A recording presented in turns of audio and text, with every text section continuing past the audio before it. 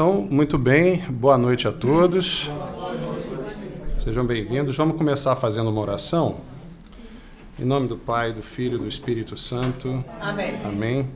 Inspirai, ó Senhor, as nossas ações e ajudai-nos a realizá-las.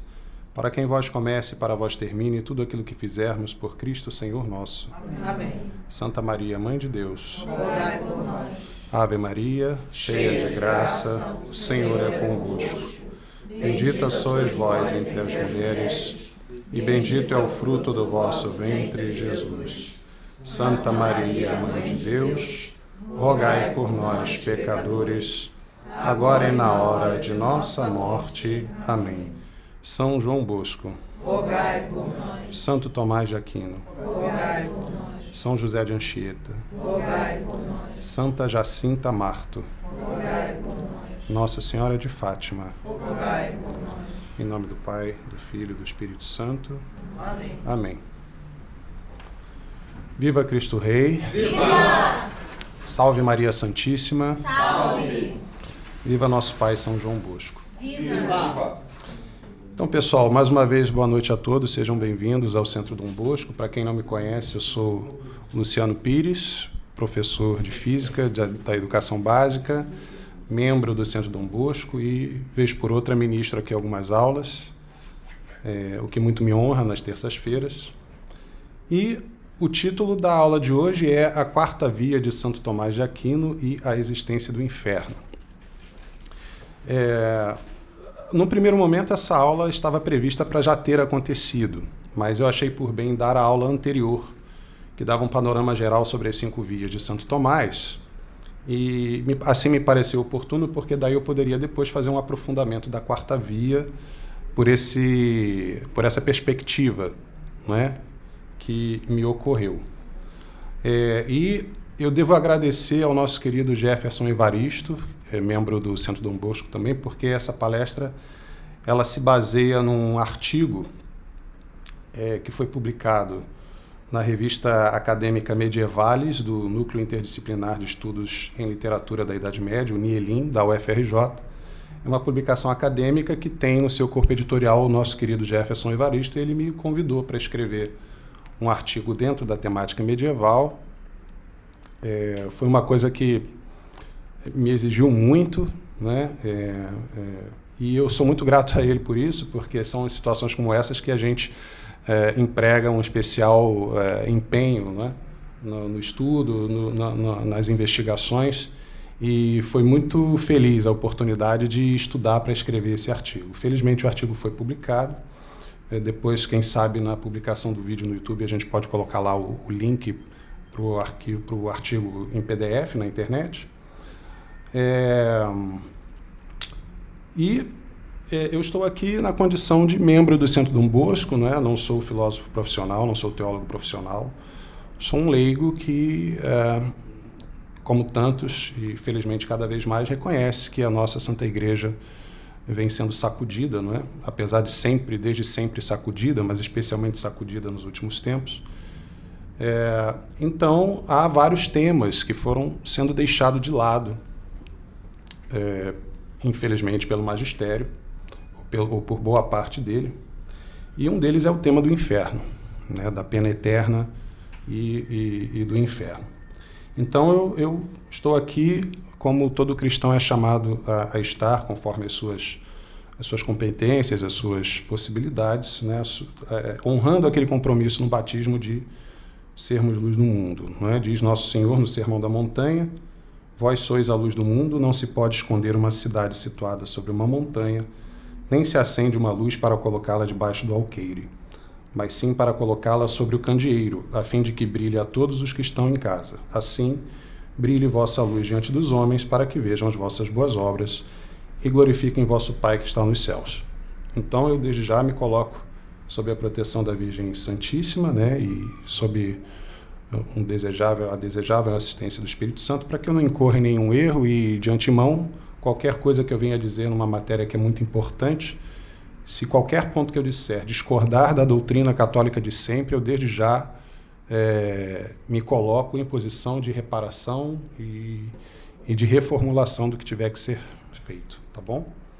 Muito bem, então, qual é a importância desse tema? Comecemos por aí, né? O tema Ora em Pauta, quer dizer, o título é A Quarta Via de Santo Tomás de Aquino, A Existência do Inferno. Daqui a pouco vai ficar claro qual é a relação que existe entre uma coisa e outra, né? Esse tema que agora eu coloco em pauta, ele repousa, a meu ver, a sua importância em pelo menos dois aspectos. Um relacionado aos que estão fora da fé verdadeira e outro aos que a professam. Quanto aos primeiros, quer dizer, quanto àqueles que estão fora da fé, ainda que não professem a fé, não podem evitar o recurso a alguma doutrina a respeito do ser. É impossível o ser humano se mexer sem considerar tacitamente uma doutrina do ser, uma metafísica. Todo mundo se move segundo uma concepção do ser das coisas, né? E não só isso, mas sem uma doutrina, é impossível mover-se sem uma doutrina do ser das coisas, da condição existencial do homem e, sobretudo, acerca do problema do mal no mundo, né? Todo mundo também se move segundo alguma concepção do mal do mundo. Acontece que essas pessoas, né, quer dizer, as pessoas que estão fora da fé, por serem alheios ou resistentes às verdades de fé reveladas, acabam por cair inevitavelmente ou na gnose ou no panteísmo, né? Inclusive, tem uma audiência geral do Papa Bento XVI, de 2008, bem interessante, que ele trata desse assunto, né? Eu cheguei nessa audiência por eu estudando alguns textos do falecido professor Orlando Fedeli, né, fundador da Associação Cultural Montfort. No tempo dele, muitas vezes a Montfort foi ridicularizada na internet porque supostamente viam gnose em tudo, né? E aí esse artigo que ele publicou foi interessante porque uma publicação do Papa de então, Papa Bento XVI, veio a confirmar aquela percepção de que, no fim das contas, ou você tem a doutrina católica ou você tem gnose ou panteísmo. Certo? Não tem escapatória. Seria uma outra reformulação daquela oposição entre a cidade de Deus e a cidade dos homens, né? E o professor Orlando Fedeli chegava a comparar a gnose com aqueles rios, eu posso me enganar agora, rios cársicos. São rios que tem numa certa região da Europa que, por uma característica particular do solo, eles desaparecem numa região e reaparecem em outra. Eles correm subterraneamente e reaparecem em outro lugar. Que a gnose, historicamente, seria assim, né? Como que a religião... Tem até um artigo dele com esse título, que é a gnose como religião oculta na história. Então, ela se manifesta de diversas formas. E, de certo modo, essa audiência geral do Papa Bento XVI referenda essa visão, né? Então, dizia o Papa Bento XVI nessa audiência geral de título Adão e Cristo, do pecado original à liberdade. Abre aspas. O fato do poder do mal no coração humano e na história humana é inegável. A questão é, como se explica esse mal?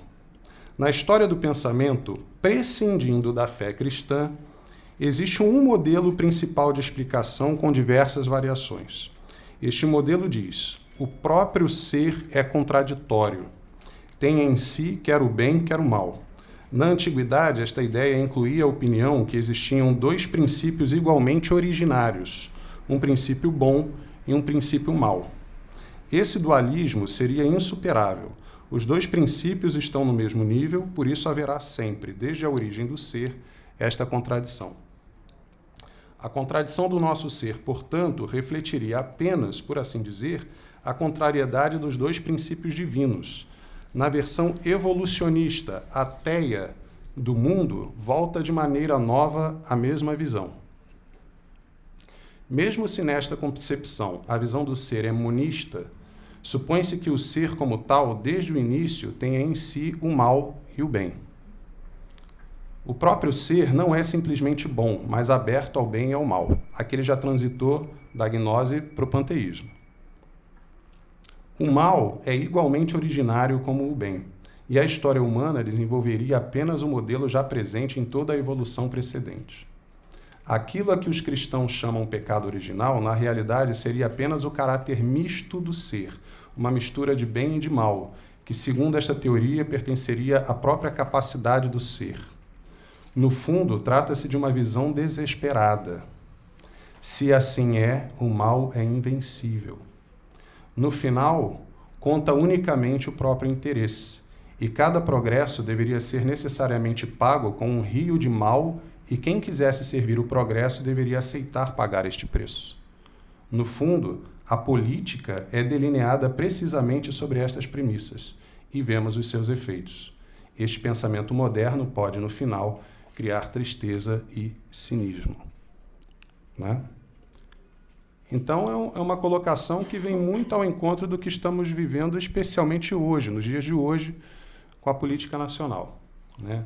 Seja à direita ou à esquerda, né, porque esse é um problema do qual o Centro Dom Bosco também já tratou, o Álvaro já deu aqui uma aula sobre a nova direita, sobre os problemas da ideologia liberal, da ideologia conservadora. Né? Nós não somos nem conservadores, nem liberais, nós somos católicos, nós somos pré-liberais, portanto. Eu também já dei aqui uma aula sobre o espírito liberal.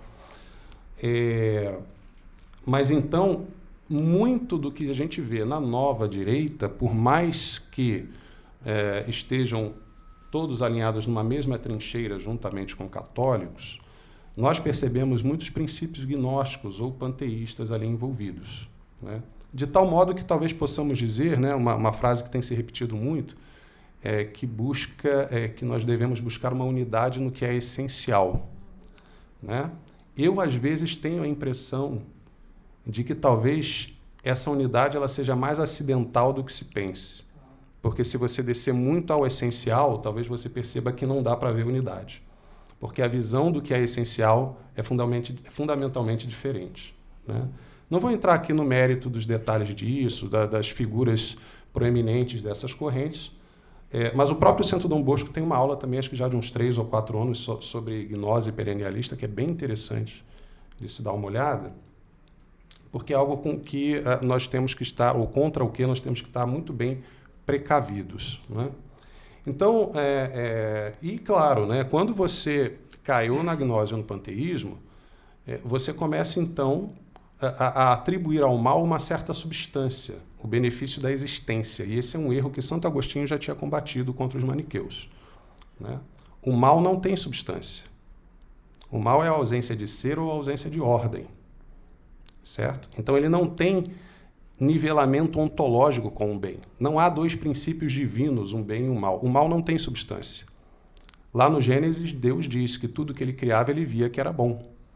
Então, enquanto ser, tudo é bom. Até o demônio e até o inferno. Tá? O problema do demônio, o mal do demônio é um mal moral. Não é um mal ontológico. O demônio não é mal enquanto ser, porque ele é criatura. Se ele é criatura, ele foi feito por Deus, então ele é bom. Senão nós teríamos que admitir um princípio divino que contém o mal. Tá certo? Então, qual é o problema do demônio? O problema do demônio é a desordem das suas ações morais. Tá certo? Qual é o problema do ladrão? O ladrão ele quer roubar o banco, ele quer roubar o dinheiro. Bom, o dinheiro em si mesmo é um bem. É uma potência de aquisição de riquezas, de remédios, de alimento. Né? Onde é que está o mal, então? O mal está em desordenar os bens. O dinheiro não é um bem superior à justiça. Então, quando o ladrão vai lá e rouba o dinheiro do banco, ele está invertendo os bens, ele está cometendo uma desordem. Tá certo? E aí é o mal. E nem o inferno seria um mal substancial. Então, qual é o bem do inferno? Se ele foi criado por Deus para ali precipitar os anjos caídos, né, e as almas que, infelizmente, serão eternamente condenadas. O bem do inferno é a realização suprema da justiça de Deus. Isso é um bem. Tá? Como eu espero que restará demonstrado após esta aula. Bom, então eu falei da relevância do tema no que diz respeito àqueles que não têm fé. Quem não tem fé cristã, quem não tem fé católica verdadeira, mesmo que não perceba, acaba vivendo segundo alguma doutrina espiritual religiosa antiga, que a pessoa não reconhece. Se nós pegamos a própria ciência moderna, né, a própria suposta objetividade, neutralidade espiritual da ciência, se você volta no tempo, você vê que os grandes expoentes da ciência moderna eram todos ligados a algum tipo de misticismo, a algum tipo de hermetismo, a algum tipo de orientalismo, algum tipo de infusão orientalista no Ocidente cristão. Tá? Isso vale para Galileu, vale para Copérnico, vale para Newton, vale para quem você quiser. Tá? Todo mundo. E quanto aos que professam a fé? Qual é a relevância do tema? Né? Quanto aos que professam a fé, não pode haver genuína vida espiritual ou fervor missionário sem a reta compreensão católica dos novíssimos. Morte, juízo, inferno, paraíso. Né? Os novíssimos, aí a doutrina da igreja, são aquelas 4 últimas coisas que acontecem com todo mundo. Né? Morte, juízo e depois o julgamento, se você vai para o inferno ou para o paraíso. Claro, o purgatório está incluído no horizonte do paraíso. Né? Quem vai ao purgatório já está salvo. Especialmente no que diz respeito às penas eternas do inferno, sem a qual o coração cristão não se abre efetivamente à caridade, nem se aflige com a santa urgência de salvar almas.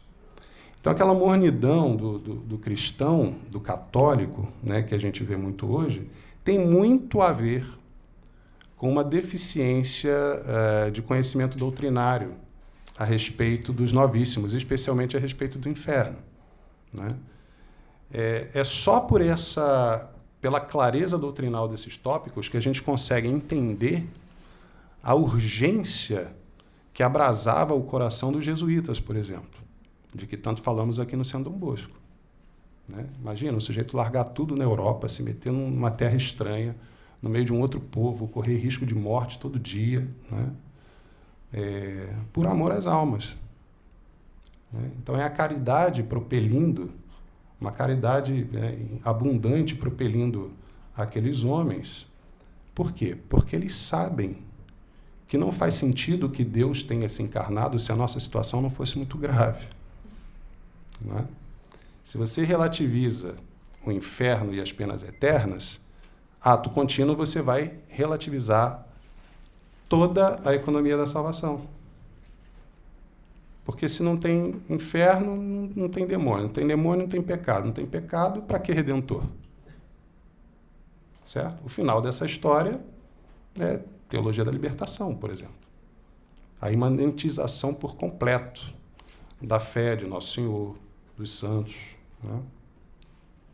Muito bem. Então, essas são, a meu ver, esses são os aspectos em que repousam, né, a importância desse tema. Muito bem. Então, eu dei uma aula anterior, né, da qual eu vou fazer uma brevíssima revisão aqui, que eu falei sobre a demonstração da existência de Deus. Antes de entrar nas vias de Santo Tomás, propriamente ditas, eu falei do argumento ontológico, né, o argumento a priori de Santo Anselmo, que era aquele argumento que tratava, né, da precisa definição de Deus. Né? Então, dizia assim, bom, Deus é o quê? Deus é aquele ser acima do qual não se pode pensar nada maior. Aí vem a pergunta. Pois bem, esse ser, então, ele existe só na minha cabeça ou ele existe também na realidade? E aí vem a resposta. Bom, se ele existir só na nossa cabeça, então ele não é o ser acima do qual nada se pode pensar de maior, porque faltar-lhe-ia o bem da existência, fora da cabeça, extra mentes, certo? Então, esse não seria Deus. Então, se é Deus, se é o ser acima do qual nada se pode pensar de maior, ele necessariamente tem que existir fora das nossas mentes. Então, era uma espécie de cadeado lógico, né? Que Santo Anselmo colocava no seu argumento. E o interessante é que Santo Tomás oferece uma certa resistência a esse argumento. Né?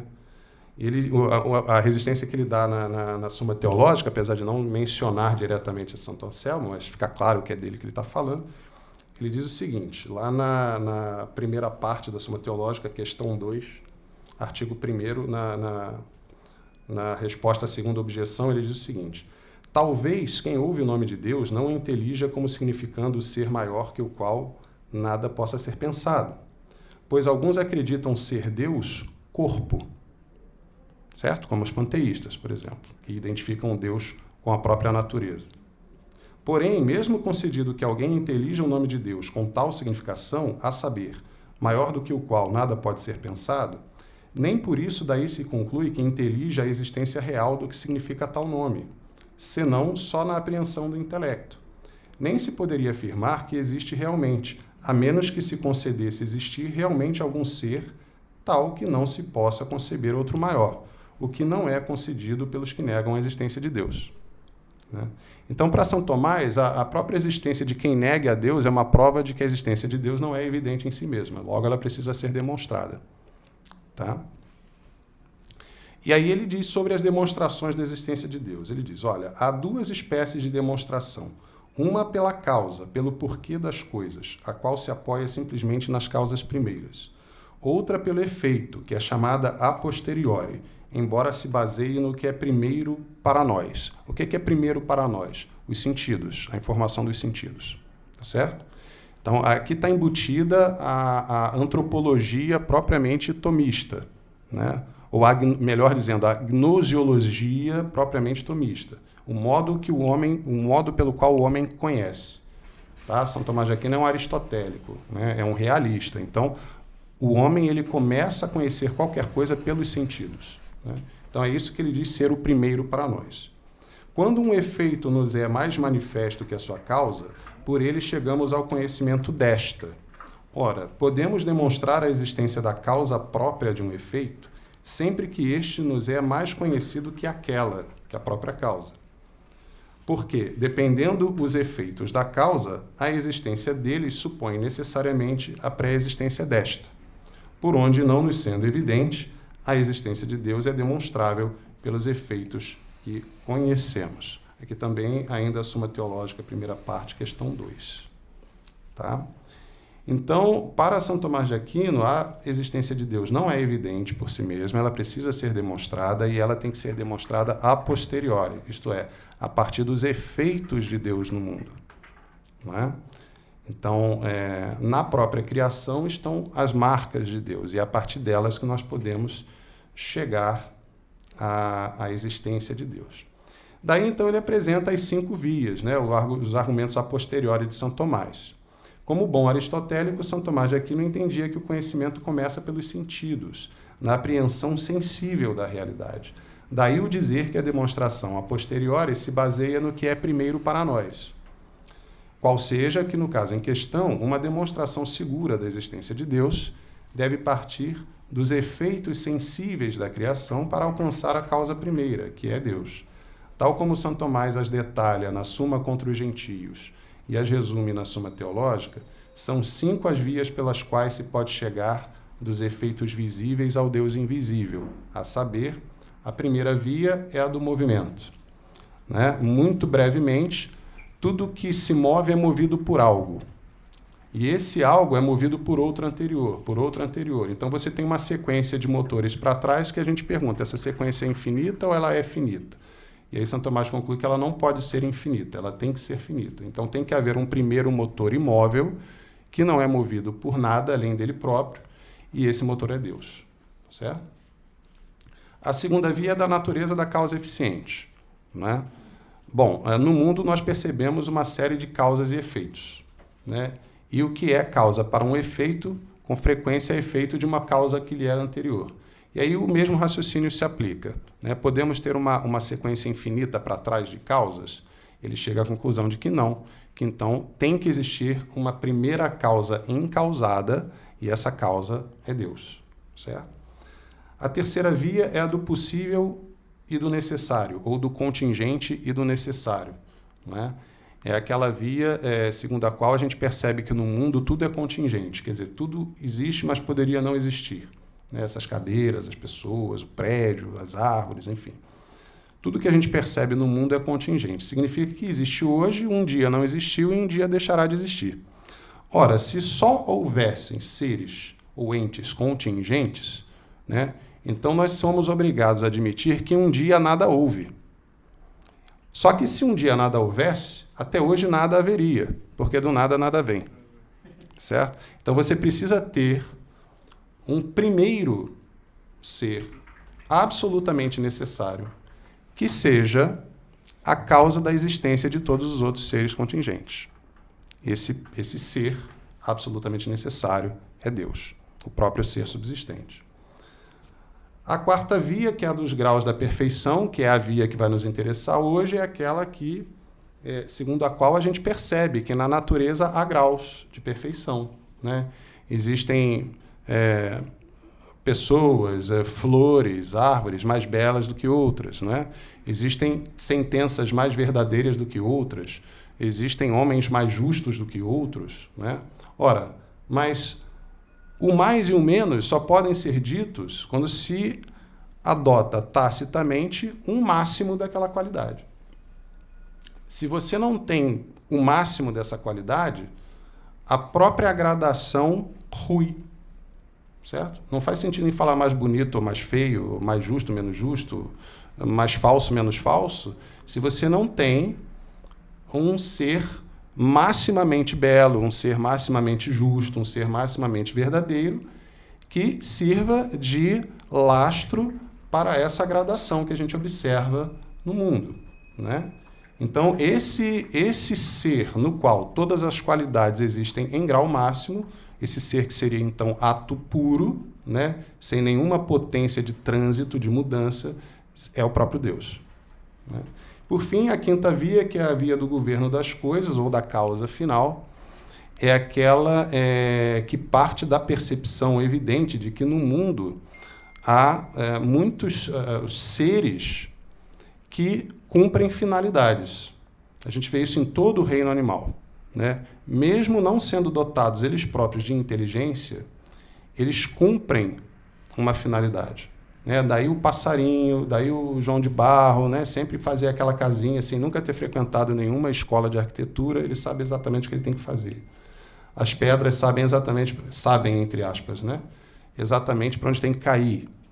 Então, tanto os seres animados como os seres inanimados, animados aqui os seres brutos, né? Eles cumprem uma finalidade, claramente, né?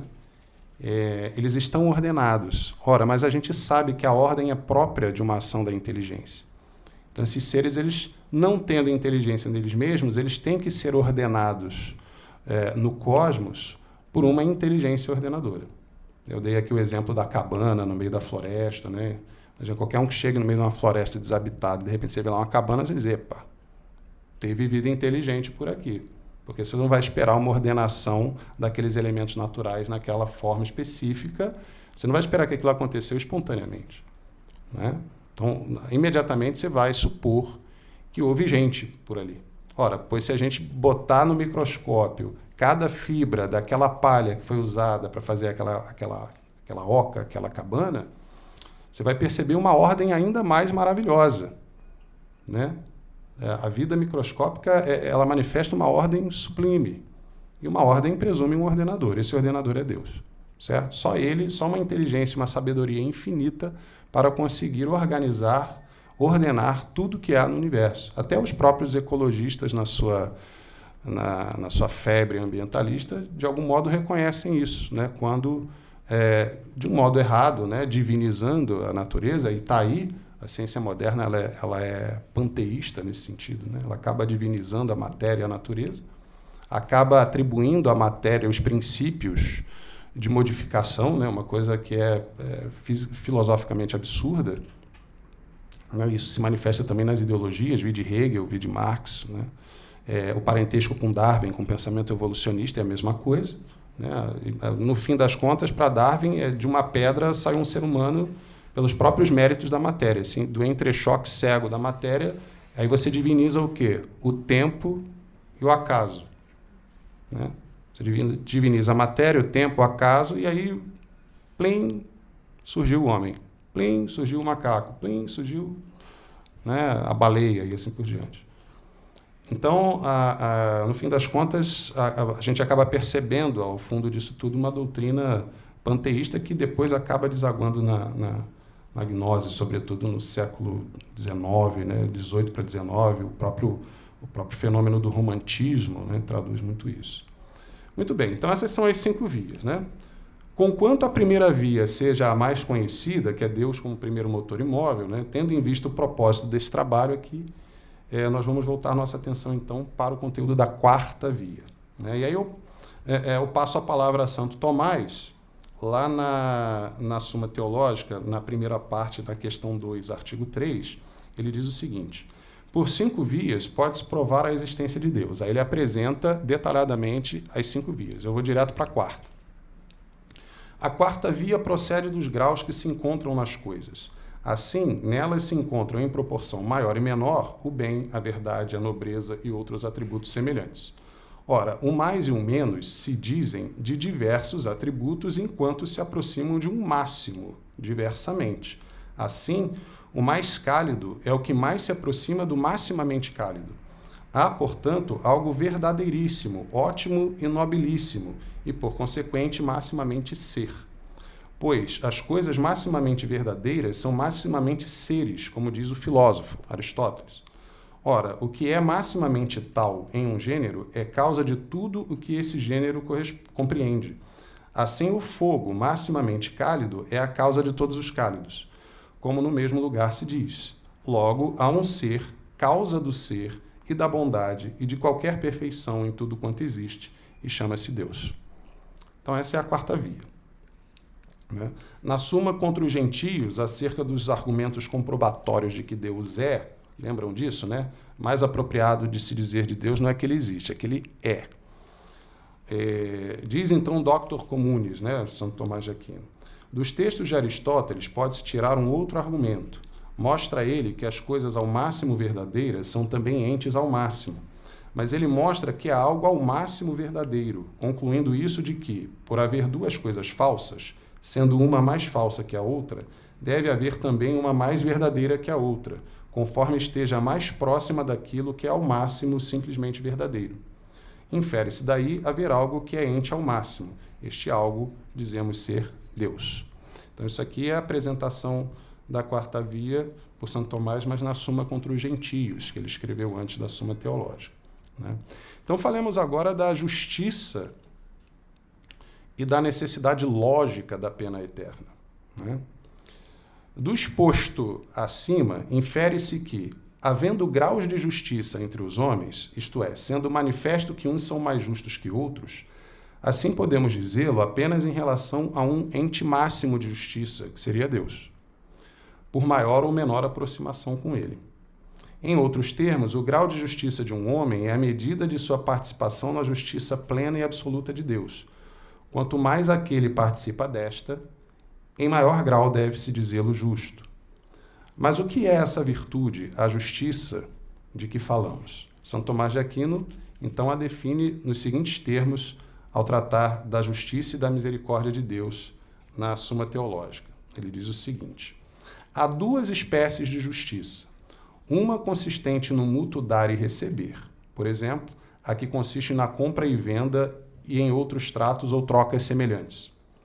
Esta é chamada pelo filósofo Aristóteles justiça comutativa ou reguladora das trocas ou tratos.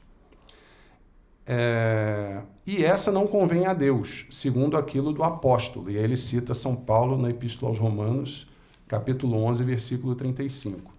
Quem lhe deve alguma coisa primeiro, para esta lhe haver de ser recompensada?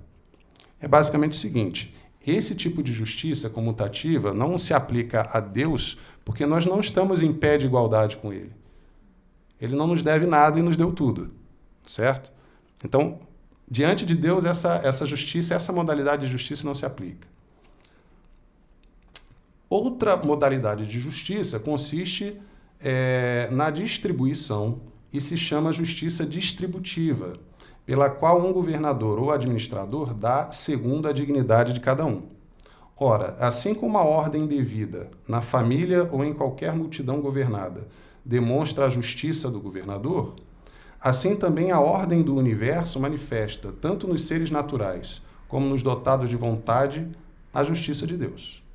Por isso, diz Dionísio, devemos ver a verdadeira justiça de Deus no distribuir ele a todos os seres segundo o que convém à dignidade de cada um e no conservar cada natureza na sua ordem própria e virtude. Tá certo? Então, a Deus se aplica esse segundo caso, essa segunda modalidade de justiça, que é a justiça distributiva. Tá? Deus na condição de governante, tá certo? Da própria criação. Então, a justiça distributiva, portanto, consiste na ordenada distribuição do que é devido conforme a dignidade de cada um. Isto é, quanto aos atos humanos, conforme o uso mais ou menos reto do livre-arbítrio de que o homem é dotado. Chamado a inteligir a verdade e discernir o bem, tanto quanto a mover-se ordenadamente ao bem pela vontade, o homem, inescapavelmente sujeito à justiça distributiva humana, defensora e promotora do bem comum, ou pelo menos deveria ser em tese, cresce ou decresce em dignidade conforme a frequência e qualificação objetiva de seus atos morais, do que naturalmente derivam seus tribunais, as penas e as punições. Punir a liberdade desordenada com privação proporcional à sua desordem é, assim, operação intrínseca ao exercício da justiça distributiva, como o prova a espontânea estruturação jurídico-penal das sociedades. De modo que a uma vontade invencivelmente imutável no mal corresponde proporcionalmente à perpetuidade temporal da privação de sua liberdade quanto ao objeto da pena. É manifesto que não se tem notícia de uma sociedade que não tenha se organizado jurídico-penalmente. Certo? O mal se manifesta em todo lugar, né, onde há seres humanos, e tendo em vista o bem comum, naturalmente a sociedade tende a se organizar numa estrutura jurídico-penal. Note-se, porém, que tal procedimento não implica a maldade de quem o aplica. Qual o procedimento? O procedimento da privação da liberdade de alguém. Você impor a alguém a privação da liberdade. Quer dizer, o juiz ou o policial, enfim, todos os agentes envolvidos nesse procedimento de privação da liberdade, eles não necessariamente agem mal ou agem por mal quando fazem isso, né? Então, tal procedimento não implica a maldade de quem o aplica, desde que se ordene ao bem comum, isto é, desde que resulte do movimento de uma vontade institucional retamente ordenada no amor ao verdadeiro bem, ao passo que o condenado se coloca em tal condição por desordem da vontade, por deliberada recusa ou incapacidade de amar e buscar o verdadeiro bem. Por outro lado, nos casos em que se demonstre seguramente revertida a persistência da vontade no mal, por abrandamento de sua desordem, pode convir a revisão da pena, como ilustra o recurso à liberdade condicional em certos regimes jurídico-penais, mesmo em casos de prisão perpétua, o que em nada fragiliza a firmeza da justiça distributiva. Antes, tal misericordiosa revisão pressupõe uma justiça racionalmente rigorosa, pelo que assegura-se a verdade como lastro da estrutura jurídico-penal, e sobre a qual propicia-se aquela misericordiosa revisão mesma. O perdão pressupõe a culpa e a pena, e uma justiça que não os imputasse não seria propriamente justiça. Então, o perdão não faz sentido se não houver culpa objetiva. Certo? E aqui nós estamos desenvolvendo um caminho que nos leva à percepção, e São Tomás vai desdobrar mais isso, de que a misericórdia ela não faz sentido sem uma justiça rigorosa, sem o dar a cada um o que é devido, porque, como veremos, a misericórdia é a plenificação da justiça. Na verdade, é a plenificação da justiça no sentido de que você pode dar além do que a pessoa merecia.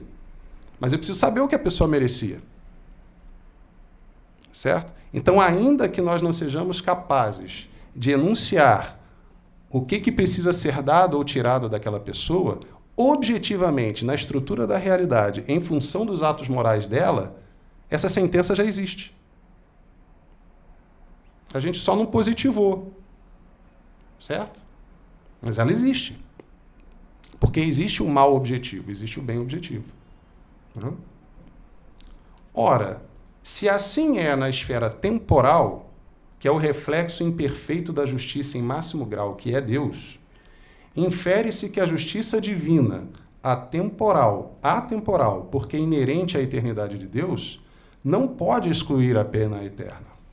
Com efeito, segundo a doutrina tradicional cristã, sendo o pecado uma ofensa à infinita dignidade de Deus, o pecador, sendo finito, não a pode quitar senão com o auxílio do próprio Deus infinito, realidade em que se fundam os mistérios da encarnação, da paixão, da crucifixão e da ressurreição do Verbo. E toda a economia cristã sacramental da salvação, de onde decorre, lógica e necessariamente, a condenação eterna dos pecadores que se fecham a tal auxílio. Então é aquele ponto que eu falei no começo. Para o cristão é absurdo, é um absurdo, do ponto de vista lógico, você negar a pena eterna. Porque se não houvesse pena eterna, não faria sentido que o Verbo tivesse encarnado e tivesse fundado uma igreja. Você dizer que não existe pena eterna é dizer que Jesus veio a passeio.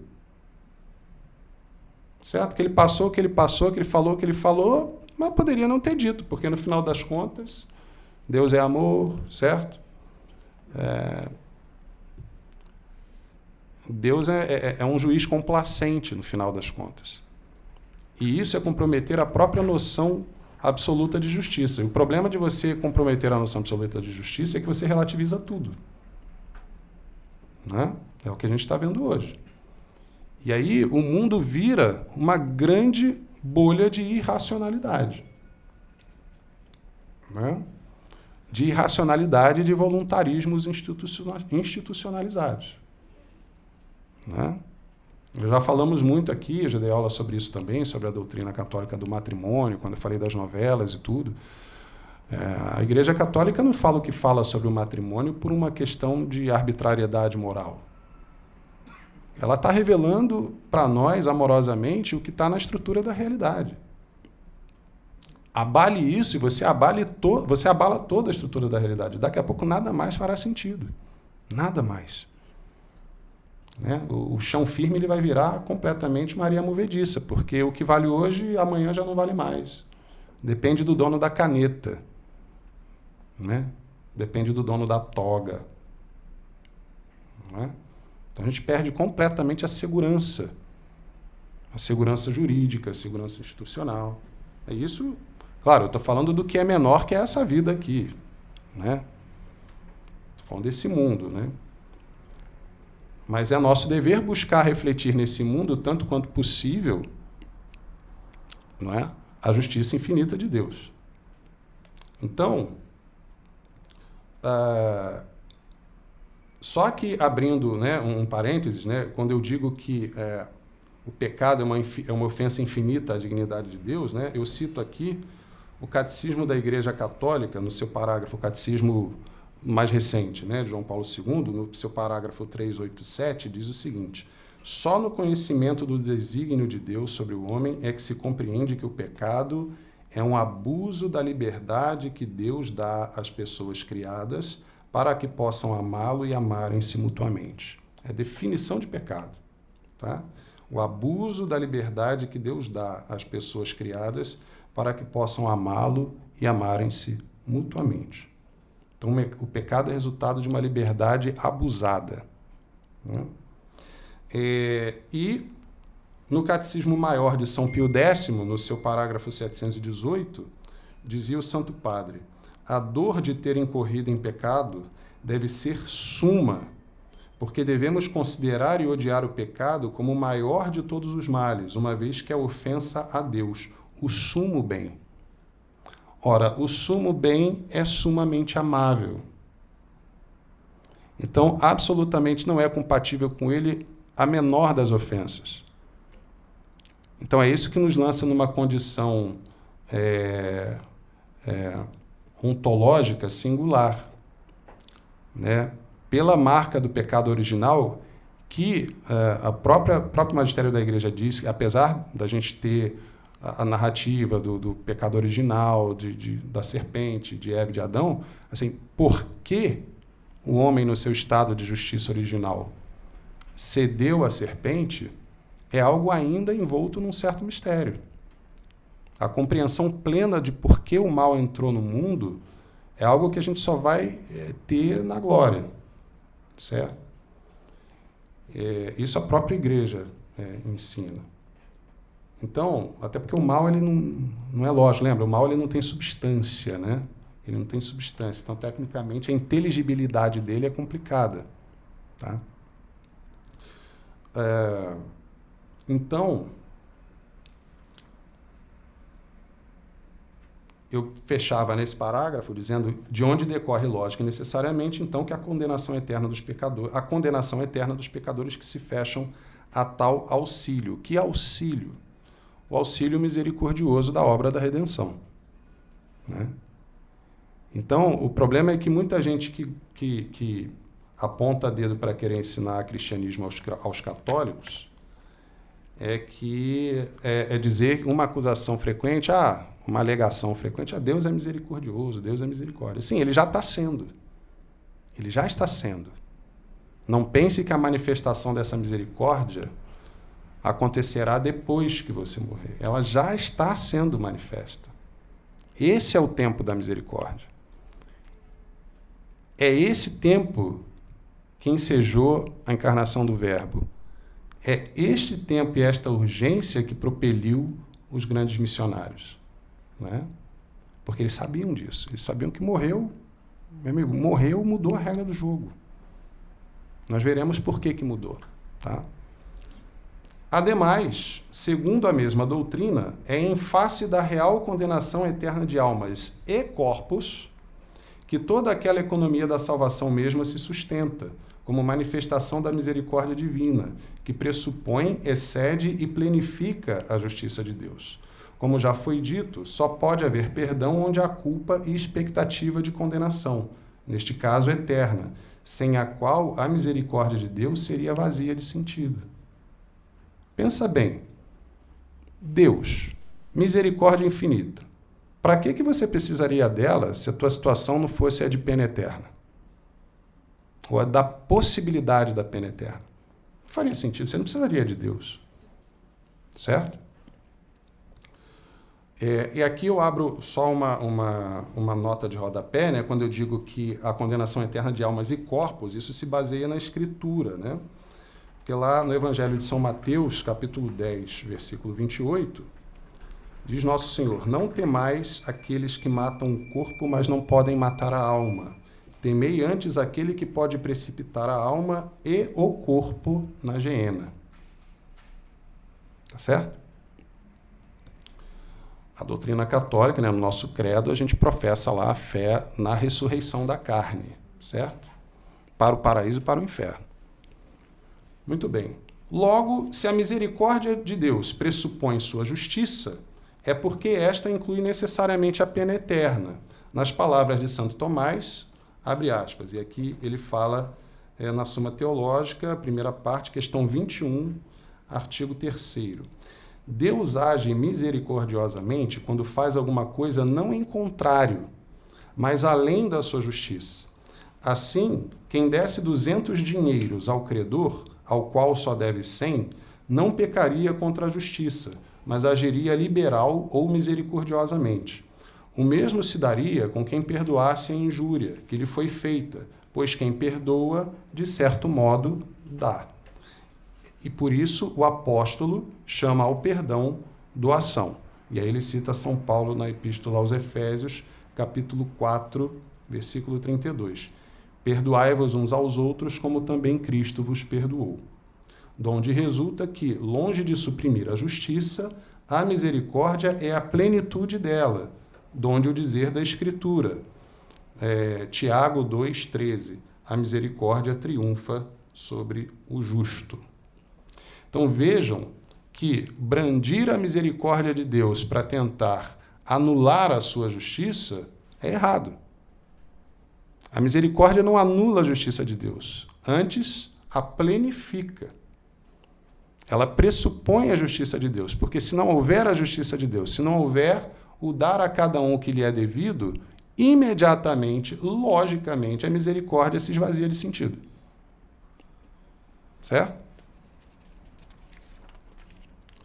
Falemos agora então do livre-arbítrio e da imutabilidade da vontade após a morte. Esse aqui é um ponto crucial. Né? Eu me lembro de ter ouvido uma homilia do padre Paulo Ricardo, muito interessante a esse respeito. Acho que foi até na Canção Nova que ele deu essa homilia. Enfim, ele se valeu de alguns recursos imagéticos, mas essencialmente ele diz isso que está aqui. Né? Tal como refletido na justiça distributiva humana, se há eternos condenados após a morte, tal não se dá porque Deus não os ame ou não os queira salvar, mas porque, sendo livres, podem optar por não retribuírem o amor de Deus, que é o sumo bem. Diz Santo Tomás a respeito do livre-arbítrio. E aqui eu passo a palavra para ele na Suma Teológica, primeira parte, questão 83, artigo 1º. O homem tem livre-arbítrio, do contrário, seriam inúteis os conselhos, as exortações, os preceitos, as proibições, os prêmios e as penas. E isto se evidencia considerando que certos seres agem sem discernimento, como a pedra, que cai, e, semelhantemente, todos os seres sem conhecimento. Outros, porém, agem com discernimento, mas não livre, como os brutos. Assim, a ovelha, que vendo o lobo discerne que deve fugir, por discernimento natural, mas não livre, porque esse discernimento não provém da reflexão, mas do instinto natural. E o mesmo se dá com qualquer discernimento dos brutos. O homem, porém, age com discernimento, pois, pela virtude cognoscitiva, discerne que deve evitar ou buscar alguma coisa. Mas esse discernimento, capaz de visar diversas possibilidades, não provém do instinto natural, relativo a um ato particular, mas da reflexão racional, pois a razão, relativamente às coisas contingentes, pode decidir entre dois termos opostos, como se vê nos silogismos dialéticos e nas persuasões retóricas. Ora, os atos particulares são contingentes e, portanto, em relação a eles, o juízo da razão tem de se avir com termos opostos e não fica determinado a um só, e, portanto, é forçoso que o homem tenha livre-arbítrio pelo fato mesmo de ser racional. Então, se você vai usar uma roupa preta ou uma roupa branca, por mais que haja uma ocasião objetiva que possa, de algum modo, direcionar a cor mais adequada, no mais das vezes, isso é contingente, isso é... não é? Você pode, tanto uma coisa como outra, não é? E tanto pode uma coisa como outra, que uns vão querer uma coisa, outros vão querer outra. Então, é nesse sentido que São Tomás diz que nós, pelo uso da razão, somos livres. Somos dotados de livre-arbítrio. Né?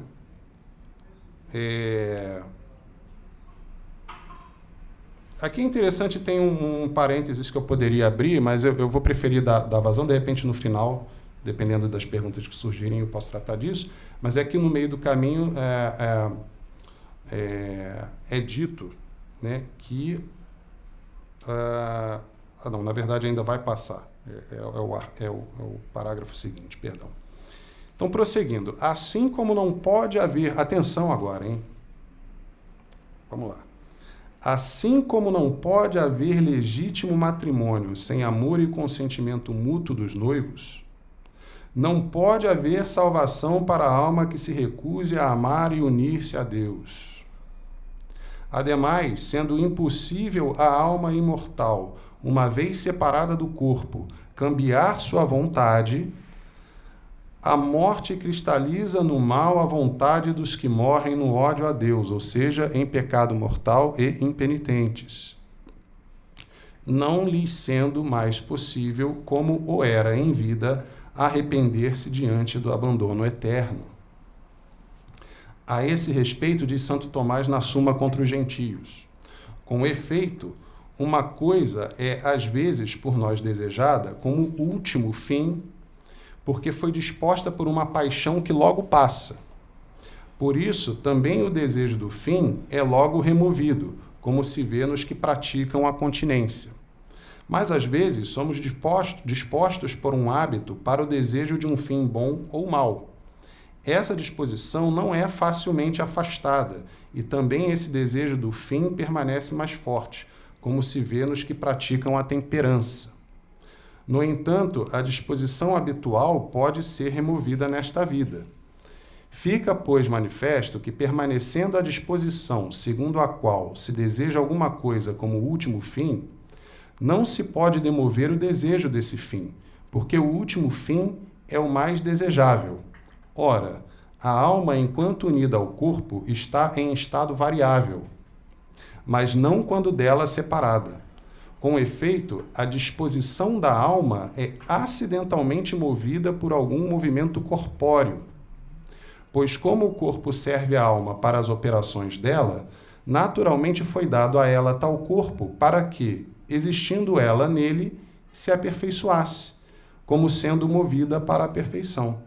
Por isso, separada ela do corpo, não mais estará em estado de ser movida para o fim, mas de se aquietar no fim conseguido. Logo, a sua vontade será também imutável quanto ao desejar o fim. Tá, isso aqui está na Suma contra os Gentios, livro 4º,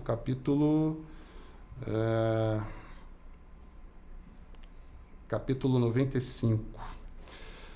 Bom, vamos explicar isso aqui, né? Ou seja, é pela atividade corpórea que se pode mudar a disposição da alma quanto ao desejo de um fim último, bom ou mau. O que é esse fim último aqui, meus amigos? A pessoa viciosa, ela elege um falso fim último para a sua vida, certo? Ela pensa que a felicidade dela é uma questão, primeiro, de opinião pessoal, né? Uma questão assim que foge à objetividade racional. Então, digamos que a pessoa seja viciada em sexo. Então, muitos homens, infelizmente, são assim, né? Eu lembro logo lá daquele magnata da revista Playboy, como é que era o nome dele? Hefner, Hugo Hefner, eu acho, né? A mansão Playboy, enfim.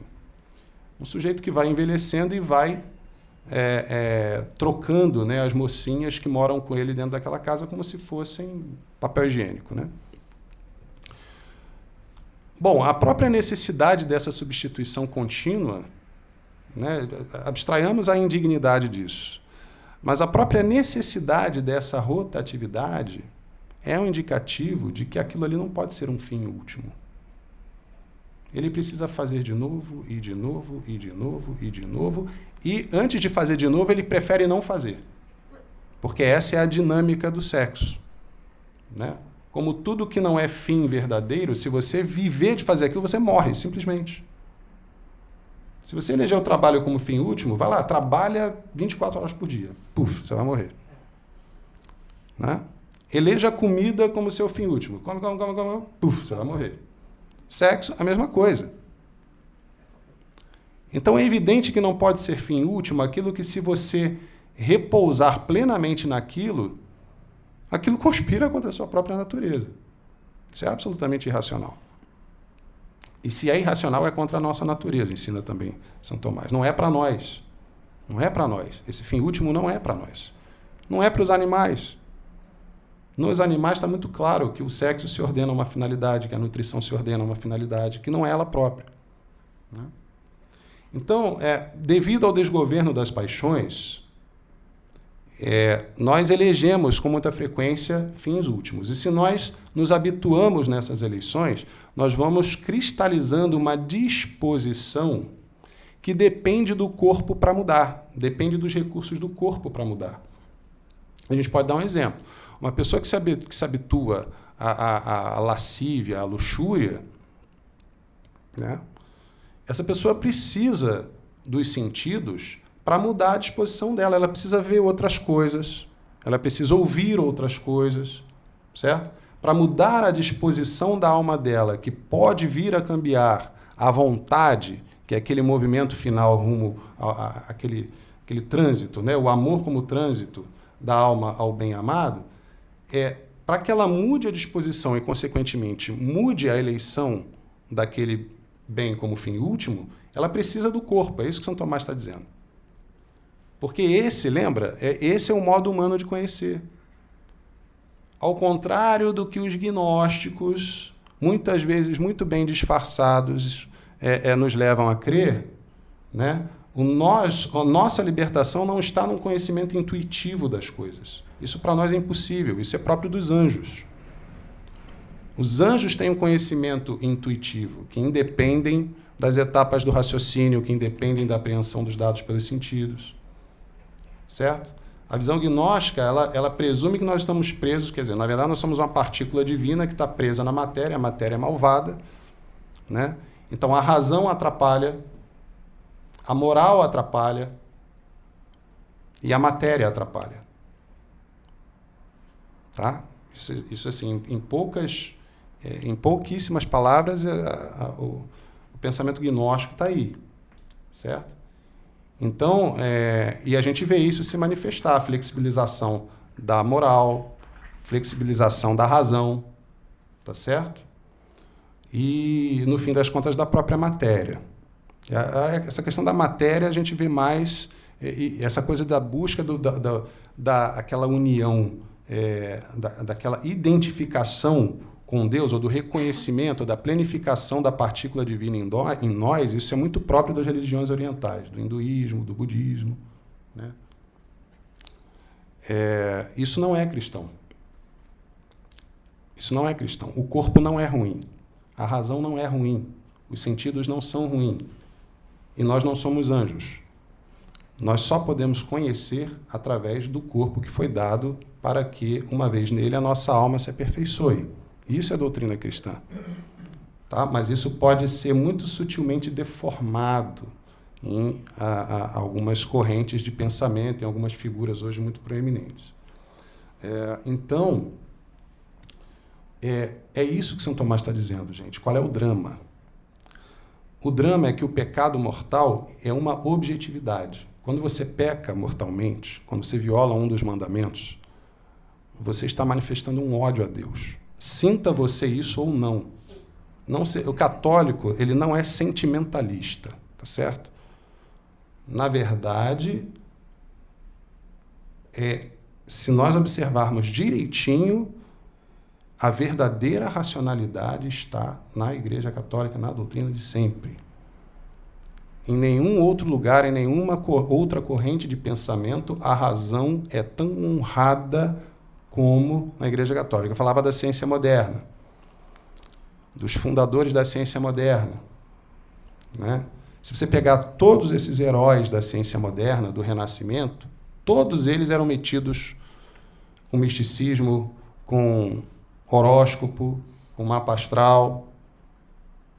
Quem condenava isso como superstição? A Igreja Católica. A Igreja Católica. Porque via nisso uma violação do primeiro mandamento. Certo? Então, se você olhar direitinho, na dita Idade das Trevas, a Igreja estava lá lutando a duras penas para salvar as pessoas da superstição, para honrar verdadeiramente a sua racionalidade. O Erisberto, né, nosso membro aqui, deu uma aula excelente na terça passada sobre a história da Igreja primitiva, né? E ele ilumina a questão da expressão das sementes do verbo, né? Que foi deturpada para aplicar às religiões pagãs. Isso é falso. Quando São Justino fala disso, ele está se referindo à filosofia grega. Ele está falando sobre a honra máxima à razão humana. Certo? A filosofia grega, e o Papa Leão XIII fala isso também naquela encíclica Aeterni Patris, em que ele busca polir a figura de São Tomás de Aquino, vendo os problemas que se agigantavam na Igreja, né?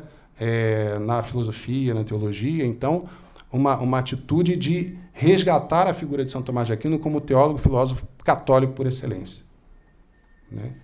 E ali ele fala disso, ele chega a falar da filosofia como uma preparação para o Evangelho. A filosofia como uma pavimentação para o Evangelho, quer dizer, a arrumação da mente humana, certo? Por que não podia estar nas religiões pagãs? Porque eles adoravam vários deuses. Por que a filosofia grega? Porque, pelo esforço da razão natural, chegou-se ao Deus único. É nesse sentido que se fala de semente do verbo. Por isso a igreja, desde cedo, abraçou a filosofia pagã. Porque ela era compatível com a revelação cristã. Certo? As religiões pagãs, não. Então, vejam que algo dramático acontece quando a gente morre. Né? Aqui diz: uma vez separada do corpo, a alma já não conta com os mecanismos corpóreos para mudar as suas disposições e, consequentemente, mudar a eleição do fim último. Com efeito, tendo a alma se disposto em vida à virtude, à graça e à felicidade eterna, em suma, tendo eleito a Deus como fim último, tal disposição se cristalizará após a morte, favorecendo o repouso definitivo das potências intelectivas da alma, inteligência e vontade, na união com o summum bonum. Inversamente, tendo a alma se voltado habitualmente em vida aos apelos desordenados das paixões e à corporeidade corruptível, bem como recusado o misericordioso auxílio da graça para a mudança de tal disposição e do fim último mal a que ela aponta, a alma, uma vez livre do corpo, terá tal disposição fixada, não lhe sendo possível, após a morte, cambiar a vontade para o fim último bom, propriamente humano. Assim, livremente afastada de Deus e com tal vontade má permanentemente fixada, é por máxima justiça que a alma padecerá a condenação eterna. Então vejam, não é que Deus não queira que aquela alma não é que Deus não queira salvar aquela alma. Mas você é livre. Certo? Então nós não podemos ao mesmo tempo ser livres e mesmo na impenitência Deus nos salvar. Isso é absurdo. Porque a salvação se dá pelo amor a Deus. Se dá pelo desejo de se unir a Ele. Aliás, essa imagem está no casamento, na doutrina do matrimônio, entre o homem e a mulher. Não é? Então, Deus é amor infinito? Sim, mas você é livre. E a própria igreja reconhece como nulo o casamento em que uma das partes não tenha consentido. O consentimento é uma condição fundamental para que o casamento seja considerado válido. Ora, Deus te ama infinitamente. Mas se você não amar, se a mulher, se a noiva não ama o esposo, não consente em unir-se ao esposo, não tem casamento real. Então você se lança no abandono. Então, qual é a questão? Uma vez separada do corpo, a alma, ela, livre das paixões radicadas no corpo, ela consegue finalmente enxergar a si mesma tal como ela é. E aí ela finalmente vai entender a objetividade do pecado mortal. Ela vai entender definitivamente que o pecado mortal, ainda que ela assim não sinta, é uma manifestação de ódio a Deus. É essa a agonia. Ela percebe finalmente que o que ela sempre quis era Deus, sumo bem, e, no entanto, ela se fixou numa condição que ela não consegue amar aquele sumo bem. Certo? E aí a pena mais dura da condenação eterna, segundo a doutrina, que não é tanto a pena corpórea, mas a pena da alma mesmo, do abandono de Deus. Você saber que Deus existe, que você procurava por Ele e, no entanto, você o odeia. E você não pode mais deixar de odiá-lo. Por quê?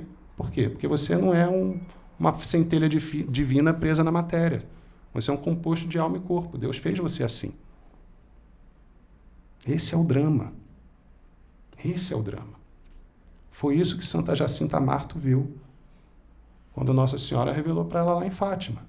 A alma se precipitando no inferno, uma criança.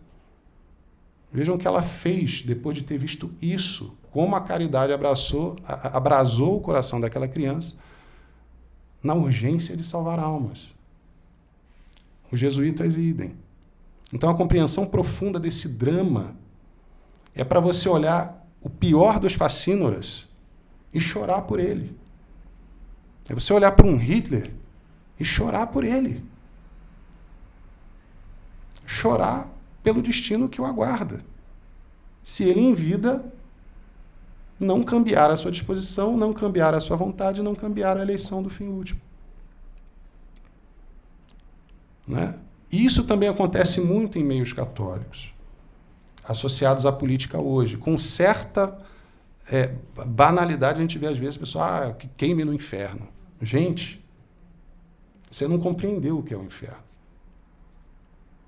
Isso não se pode desejar para ninguém. Você não deseja isso para o estuprador da sua filha. Vou falar português claro. Se você desejar isso para o estuprador da sua filha, você tem que se confessar. Porque você ainda não entendeu.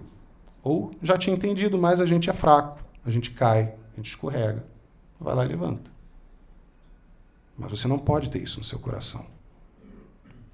Para a maioria das pessoas hoje, com a enorme debilidade de doutrina que nós temos, isso soa absurdo, isso soa história da carochinha, isso soa absolutamente injusto. Que Deus é esse? Como assim? É porque as pessoas não entenderam o que é justiça de verdade. Né? Elas estão vivendo dentro de um relativismo jurídico, uma mentalidade relativista quanto à justiça. Né? Muito bem. Com efeito, após demonstrar em seu Tratado da Bem-aventurança que o fim último do homem não pode consistir na riqueza material, na honra, na glória terrena, no poder, nos bens do corpo, no prazer, no bem da alma ou em qualquer bem criado, posto que, por ordenarem-se a algo além, nenhum deles é fim em si mesmo, Santo Tomás conclui que a beatitude, que é o mesmo que felicidade, né? A beatitude última e perfeita não pode estar senão na visão da divina essência, para a evidência do que duas coisas se devem considerar. Eu peço a vocês, com isso não estou insinuando que vocês não estejam atentos, tá? Mas assim, peço especial atenção de vocês, porque isso aqui é para botar numa moldura e pendurar na parede. Duas coisas se devem considerar. A primeira é que o homem não é perfeitamente feliz enquanto lhe resta algo a desejar e a buscar. Isso nós percebemos nas pessoas que são viciadas em alguma coisa. A segunda é que a perfeição de uma potência é relativa à natureza do seu objeto. Ora, o objeto do intelecto é a quididade, isto é, a essência da coisa, como diz Aristóteles. Por onde a perfeição do intelecto está na razão direta do seu conhecimento da essência de uma coisa. De um intelecto, pois, que conhece a essência de um efeito, sem poder conhecer por ele o que a causa essencialmente é, não se diz que atinge a causa em si mesma, embora possa, pelo efeito, saber se ela existe. Aqui, por exemplo, podemos falar de Deus. Certo? Eu posso não estar alcançando a essência de Deus, mas eu estou alcançando a essência dos efeitos de Deus. Mas aí surge a pergunta, tá bom, mas qual é a causa disso? Ele prossegue. Por onde permanece naturalmente no homem o desejo de também saber o que é a causa, depois de conhecido o efeito e de sabido o que tem causa. E tal desejo é de admiração e provoca a indagação, como diz Aristóteles. Por exemplo, quem contempla um eclipse do Sol considera-lhe a causa e, não sabendo qual seja, admira-se e, admirando-se, perquire. Essa perquirição não repousa até que chegue a conhecer a essência da causa. Se, pois, o intelecto humano, conhecendo a essência de um efeito criado, somente souber que Deus existe, a sua perfeição ainda não atingiu a causa primeira em si mesmo, restando-lhe ainda o desejo natural de perquirir a causa e, por isso, não é perfeitamente feliz. Portanto, para a felicidade perfeita, é necessário o intelecto atingir a essência mesma da causa primeira, e assim terá a sua perfeição pela união com Deus como com seu objeto, o único em que consiste a beatitude do homem, conforme já se disse. Isso São Tomás diz na primeira parte da segunda parte, questão 3, artigo 8, da Suma Teológica. Ou seja, o fim último próprio do homem, animal racional, deve ser aquele em que suas potências intelectivas, que o distinguem enquanto homem na ordem do ser, encontrem repouso absoluto, sem que nada mais reste a desejar e conhecer. Assim, Se o objeto do intelecto é a verdade essencial das coisas, isto é, o que elas são, então seu repouso absoluto só poderá ser atingido no conhecimento essencial da causa primeira de todas as coisas. Após o que, nada mais restará a ser desejado ou conhecido.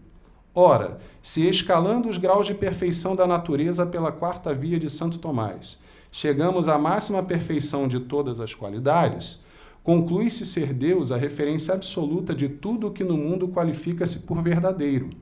Logo, Deus é a própria verdade, de modo que, por um lado, se só pela união com Ele pode a alma salvar-se e atingir a felicidade perfeita e eterna, por outro, se pela obstinação no pecado e oposição à sua própria natureza, a alma prefere antes os bens criados que o sumo bem, esta condena-se necessária eternamente. Então vejam se não é assim que a ciência se move. Né? Em que reside a inquietação dos cientistas? Em não conhecer a causa primeira dos fenômenos naturais. É isso que os mantém em movimento. Né? Porque para cada resposta que você dá, você abre 10 novas perguntas. Tem uma imagem interessante de um físico brasileiro, Marcelo Gleiser, né? Ele foi muito famoso uns 20 anos atrás, tinha um programa no Fantástico, que era o Poeira das Estrelas. Ele era muito fã do Kepler, né? Do astrônomo e tal. Ele escreveu muitos livros de divulgação científica, é um bom escritor. Ele, enfim, eu acho que ele fez, ao longo da vida, alguns movimentos interessantes no sentido de reconhecer os limites da ciência.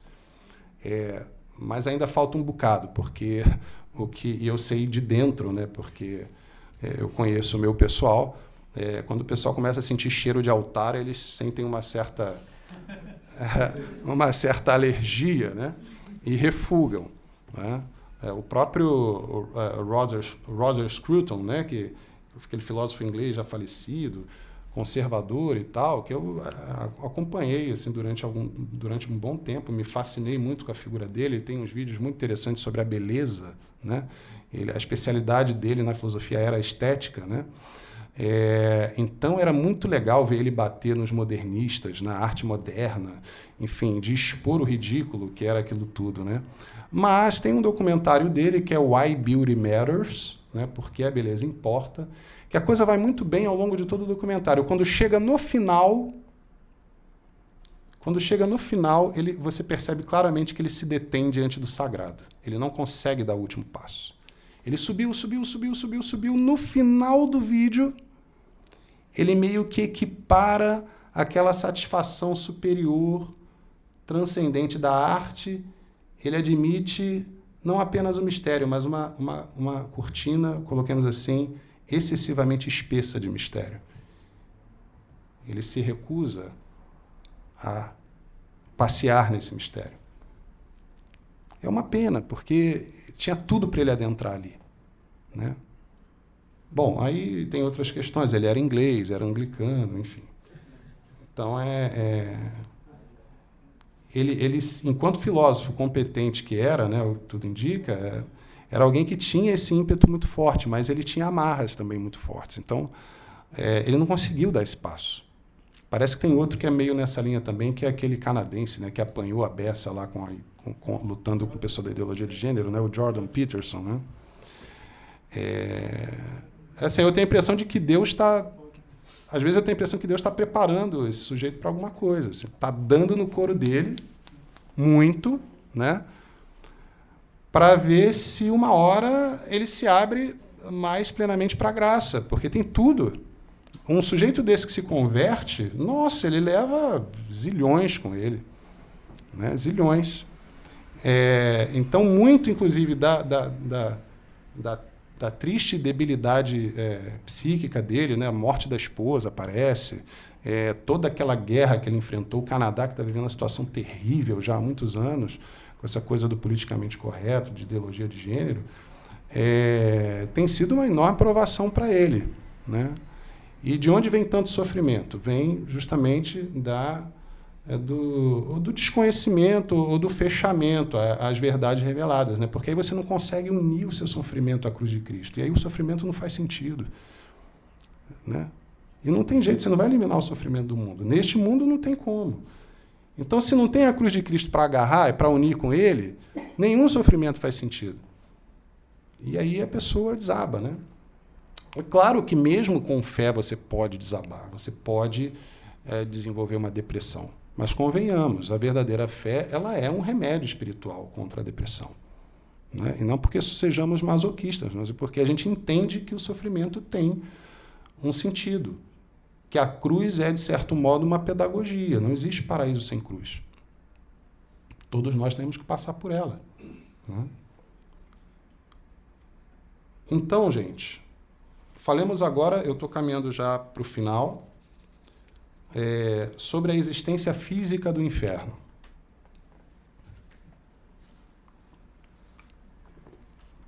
Santo Tomás de Aquino, na condição de filósofo e teólogo cristão medieval, foi o mais representativo expoente da busca escolástica por uma arquitetura epistemológica em que razão e revelação se confirmassem e iluminassem mutuamente. Pela subordinação da filosofia à teologia sagrada, o Doctor Communis tensionava alcançar a unidade na verdade, um conhecimento mais amplo e profundo das realidades temporal e eterna, a partir de princípios tanto naturais como revelados. É assim que as Sagradas Escrituras, as obras dos padres da Igreja e os escritos de Aristóteles são frequentemente referenciados em sua obra. Né? E com efeito, mais acima nessa exposição, né, minutos atrás, eu cheguei a citar aqui aquela passagem do Evangelho de São Mateus em que Jesus Cristo se dirige aos apóstolos. Não temais aqueles que matam o corpo, mas não podem matar a alma. Temei antes aquele que pode precipitar a alma e o corpo na geena. Essa passagem evangélica, entre outras, fundamenta a doutrina católica da ressurreição dos corpos no juízo final. De modo que, se do exposto nas sessões anteriores, nossa conclusão aponta a necessidade lógica da pena eterna, o empreendimento genuinamente escolástico integrará esta conclusão puramente filosófica à doutrina revelada, com todas as consequências de natureza filosófica decorrentes de tal integração. Assim, conquanto a alma humana, separada da matéria corporal, seja pura forma, e por isso mesmo não tenha dimensões nem ocupe espaço, por outro lado, os corpos ressuscitados dos condenados, uma vez unidos novamente às almas, terão dimensões e ocuparão espaço. De onde se deduz que o inferno, enquanto lugar de punição eterna, existe necessário fisicamente, segundo a doutrina cristã e a metafísica tradicional aristotélico-tomista, e como o toma, por certo, o próprio Santo Tomás nesta passagem da Suma Teológica.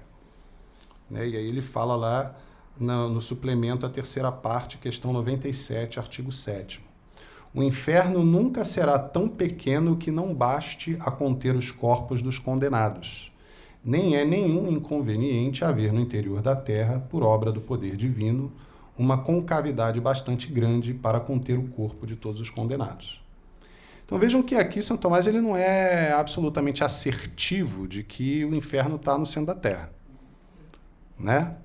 Ele diz que não há nenhum inconveniente em que Deus assim o faça. Né? E, de fato, o próprio Catecismo da Igreja Católica confirma essa doutrina em seus parágrafos de 1033 a 1037, o Catecismo de João Paulo II. Né? Então, eu vou ler para vocês aqui os artigos. O 1033 é na seção intitulada Inferno. Parágrafo 1033.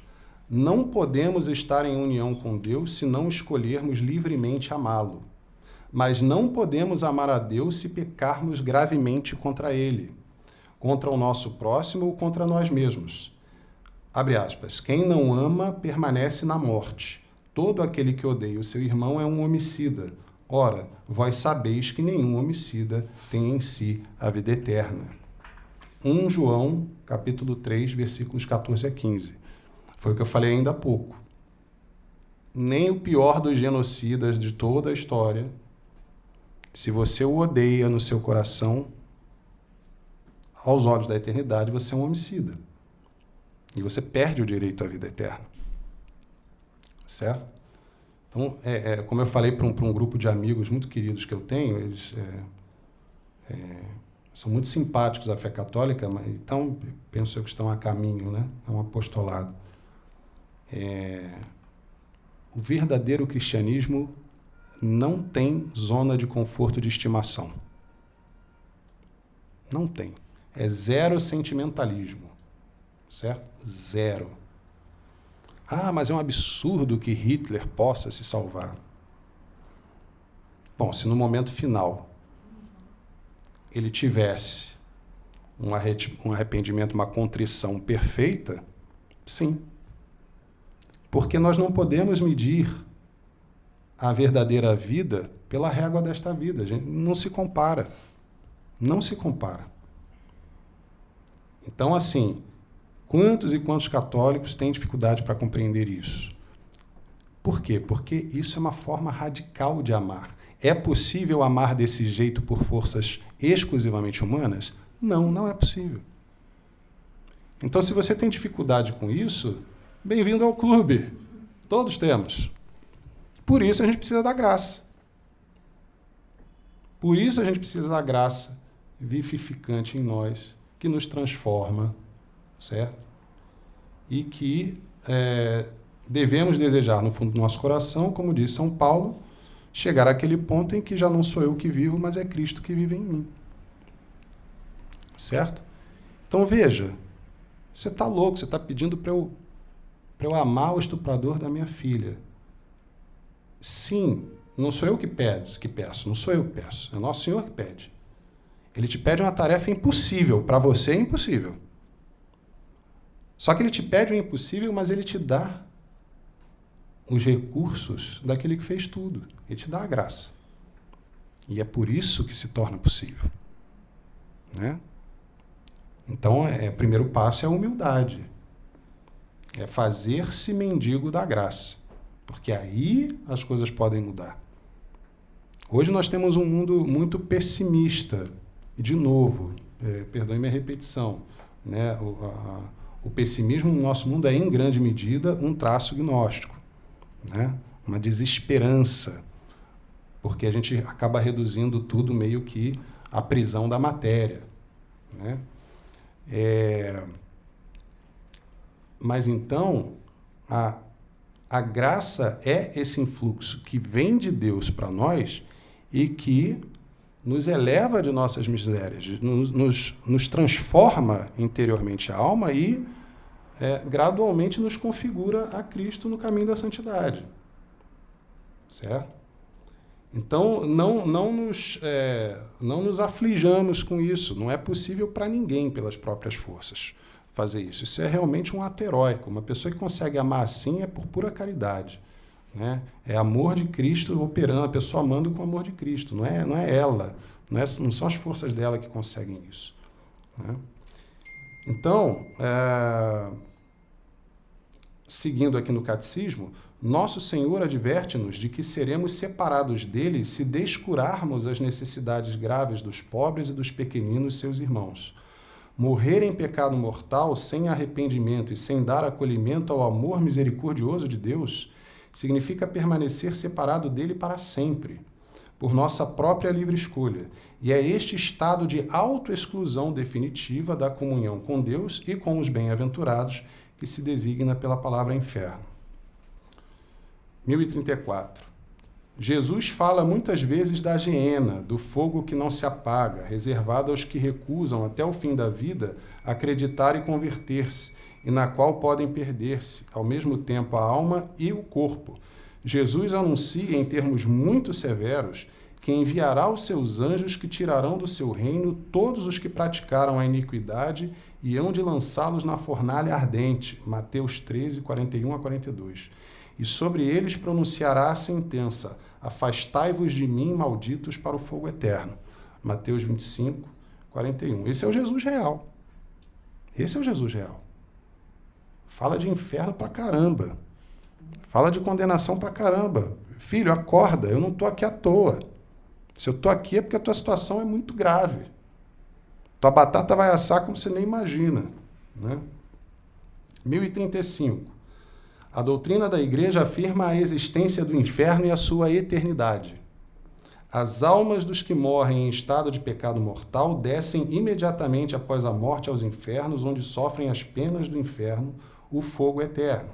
A principal pena do inferno consiste na separação eterna de Deus, o único em quem o homem pode ter a vida e a felicidade para que foi criado e a que aspira. Então, meus caros, esse final aqui, eu penso que ele deve tocar profundamente o nosso coração, né? Nós devemos buscar aquele olhar para as pessoas que estão fora da fé, que estão no pecado, como pessoas que estão nessa rota, que estão nesse caminho de perdição, de pessoas que estão numa espessa ignorância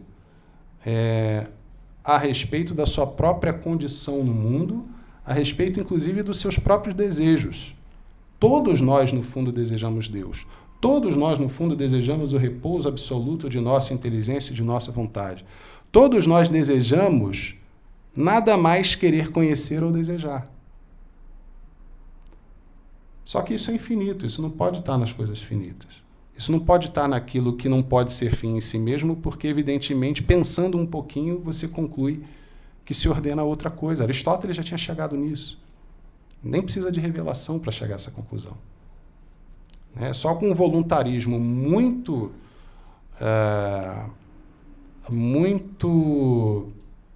hipertrofiado é que a gente vai ficar cego para isso, para perceber que a felicidade não é matéria de opinião pessoal. Claro, pequenas felicidades são matérias de opção pessoal. Você gosta mais dessa comida do que daquela, você gosta mais desse tipo de evento do que daquele, né? Claro que sim, mas a suma felicidade, essa não é uma questão de vontade. Isso não é uma questão de opinião pessoal. Isso é perfeitamente alcançável pela objetividade da inteligência, né? Então, zero sentimentalismo aqui, não tem sentimentalismo. A verdadeira racionalidade está na doutrina de sempre da Santa Igreja Católica. 1036. As afirmações da Sagrada Escritura e os ensinamentos da Igreja a respeito do inferno são um apelo ao sentido de responsabilidade com que o homem deve usar da sua liberdade, tendo em vista o destino eterno. Constituem, ao mesmo tempo, um apelo urgente à conversão. Entrai pela porta estreita, pois larga é a porta e espaçoso o caminho que levam à perdição, e muitos são os que seguem por eles. Que estreita é a porta e apertado o caminho que levam à vida, e como são poucos aqueles que os encontram. Mateus 7, 13 a 14. Como não sabemos o dia nem a hora, é preciso que, segundo a recomendação do Senhor, vigiemos continuamente, a fim de que, no tempo da nossa vida terrena, que é só uma, mereçamos entrar com Ele para o banquete de núpcias e ser contados entre os benditos, e não sejamos lançados como servos maus e preguiçosos, no fogo eterno, nas trevas exteriores, onde haverá choro e ranger de dentes. Em 1037, Deus não predestina ninguém para o inferno. Para ter semelhante destino, é preciso haver uma aversão voluntária a Deus pelo pecado mortal e persistir nela até o fim. Na liturgia eucarística e nas orações cotidianas dos seus fiéis, a Igreja implora a misericórdia de Deus, que não quer que ninguém pereça, mas que todos se convertam. 2 Pedro 3, 9. Aceitai benignamente, Senhor, a oblação que nós, vossos servos, com toda a vossa família, vos apresentamos.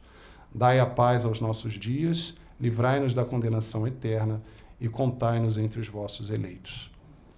Isso é matéria de reflexão diária para o católico. A morte, a realidade da morte, não deve ser uma novidade para nós, não deve ser matéria de temor, ao contrário. O mundo adoeceu justamente porque recusou obstinadamente a meditação sobre a morte, sobre os novíssimos. Então, aqui eu parto para a conclusão.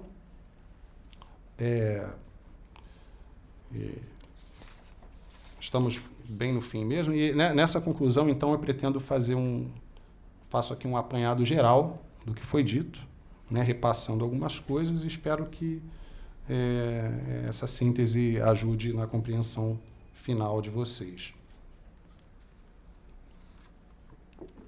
Partindo da demonstração da existência de Deus e passando às implicações da quarta via de São Tomás de Aquino, dos graus de perfeição, Quanto à virtude da justiça, chegamos à conclusão filosófica de que, por sua natureza mesma e seu reflexo imperfeito nas espontâneas estruturas jurídico-penais das sociedades humanas, a justiça divina deve incluir necessariamente a pena eterna.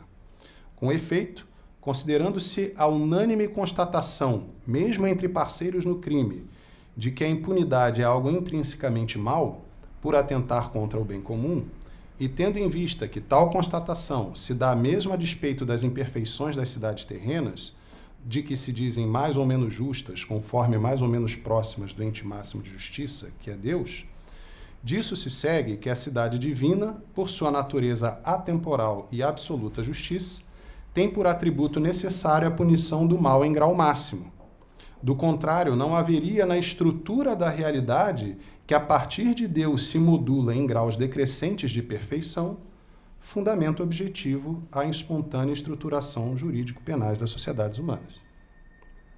Vimos também que, assim como sob a justiça distributiva humana é condenado e privado de liberdade todo aquele que se obstina na recusa do amor ao bem, por desordem da vontade e na proporção dessa mesma desordem, mas que, cambiando-se-lhe as disposições e a vontade, a própria justiça humana embasa a misericordiosa revisão da pena, ainda que temporalmente perpétua, assim também o pecador se expõe à condenação eterna, proporcional à ofensa à dignidade infinita de Deus, pecado mortal.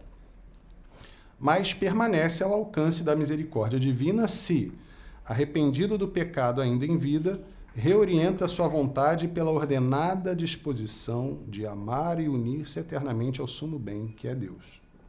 De onde se conclui que, se a misericórdia divina pressupõe e planifica a justiça divina, é porque esta necessariamente inclui a possibilidade da pena eterna. Com efeito, sobre o paralelo entre a justiça humana e a justiça divina, diz Santo Tomás que, abre aspas, a duração da pena concerne a disposição do pecador. Assim, umas vezes, quem comete um crime numa cidade, pela própria natureza dele, pode tornar-se digno de ser expulso totalmente da sociedade dos seus co-cidadãos, quer pelo exílio perpétuo, quer pela morte. Outras vezes, porém, não se torna digno de ser totalmente excluído da convivência com os seus concidadãos. E por isso, para poder ser um membro útil à cidade, prolonga-se-lhe ou se lhe abrevia a pena, conforme o necessário à correção, de modo que possa viver na cidade conveniente e pacificamente. Assim também, pela divina justiça, pode um se tornar, em virtude do pecado cometido, digno de ser completamente segregado da convivência com os cidadãos da cidade de Deus, o que se dá por todo pecado contrário à caridade, vínculo que dá união aos membros dessa cidade. Portanto, quem comete um pecado mortal, que é contrário à caridade, é-lhe aplicada a pena eterna de ficar para sempre excluído da sociedade dos santos. Pois, como diz Agostinho, do mesmo modo que se é excluído da cidade temporal pelo suplício da primeira morte, assim se é excluído da cidade imortal pelo suplício da segunda morte. E se a pena infligida pela cidade temporal não é considerada perpétua, é por acidente ou porque o homem não vive eternamente, ou ainda porque a cidade pode perder a existência. Mas se o homem vivesse eternamente, a pena do exílio ou de escravidão, infligida pela lei humana, duraria eternamente. Os que pecam, porém, sem contudo merecerem ser completamente segregados do consórcio com os cidadãos da cidade santa, como os que pecam venialmente, tanto mais breve ou diuturna lhes será a pena, quanto mais ou menos precisarem de purificação, na medida em que mais ou menos se afeiçoaram ao pecado.